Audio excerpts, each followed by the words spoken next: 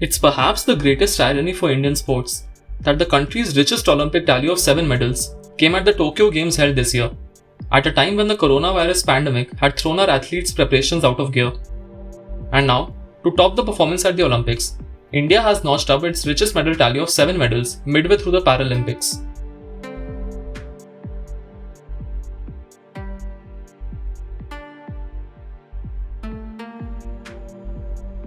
Monday opened with shooter Avni Likhara becoming the first Indian woman to win gold at the Paralympics. I'm very happy. It's like I can't explain how happy I am. मेरा focus था कि मैं अपने आप को कैसे concentration के साथ रख सकती हूँ और मैं मतलब ज़्यादा लोगों के बारे में नहीं सोच रही थी, मुझे बस अपने ऊपर फोकस था. For athletes, a podium finish at the Olympics is the culmination of years of toil. Today, state governments, private enterprises, and politicians have swooped in to celebrate India's medalists at the Olympics and Paralympics. But, a fact that most athletes would attest to, India values its athletes only once they bring in medals. Their journey to success is often racked with obscurity and self-doubt. Likhara was just 11 when a horrific car accident left her wheelchair-bound. Living with a disability is itself a victory, but 19-year-old Likhara, inspired by Abhinav Bindra's autobiography, took it several notches higher. The day brought more good news for India.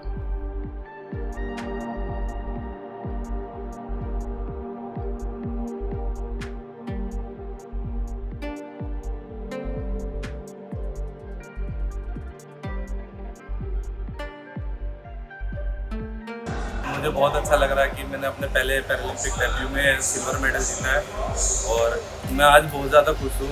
मेरे mummy papa बहुत ज़्यादा खुश होंगे आज. मैंने वही सोचा कि रिज़ल्ट जो भी हो लेकिन मुझे आज अपना बेस्ट देके जाना है. अगर आज मैंने बेस्ट नहीं दिया तो मुझे मतलब अंदर से अफसोस रह जाता कि मैं कर सकती थी लेकिन मैंने नहीं किया. तो बस मैंने कुछ भी बिना सोचे बस मैंने अपना 100% दिया. But ask yourself, have you ever heard these names or seen these faces before? Most of us hadn't even heard of javelin thrower Neeraj Chopra before he won India the first Olympic gold medal ever in track and field events. And now, he's the toast of the town with radio jockeys swooning over him.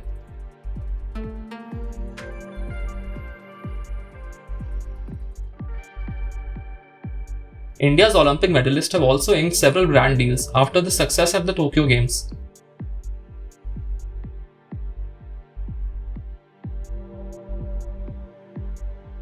But can our para-athletes expect similar interest from brands?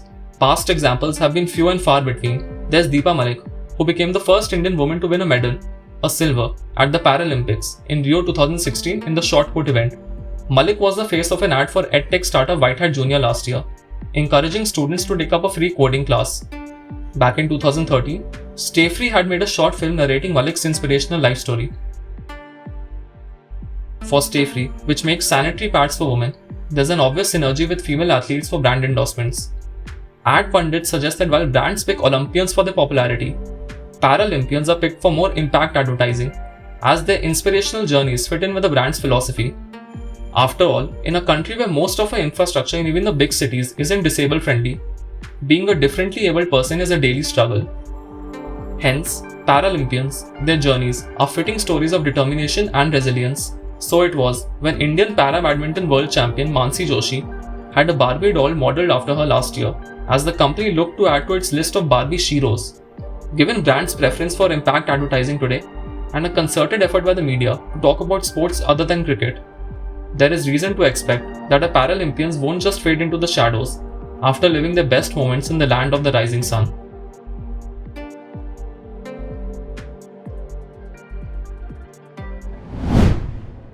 If you like this video, share it and subscribe to Business Standard. For more news, views and insights, log on to www.business-standard.com. Do also follow us on YouTube, Twitter, Facebook, Instagram, Telegram and LinkedIn.